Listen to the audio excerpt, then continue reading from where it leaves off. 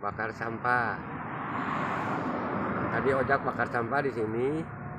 Nah, terus ini bekas bakarannya. Oh, ini yang hitam-hitam ini bisa digunakan untuk pupuk subur, untuk pupuk tanaman, pot kembang, umpamanya, atau apalah.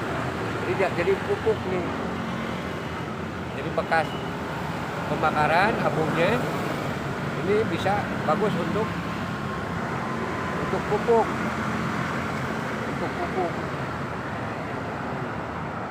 untuk ya tanaman-tanaman seperti tomat. Kalau tomat di depan rumah atau di pinggir rumah, nah pakai tanahnya ini sebagai pupuknya,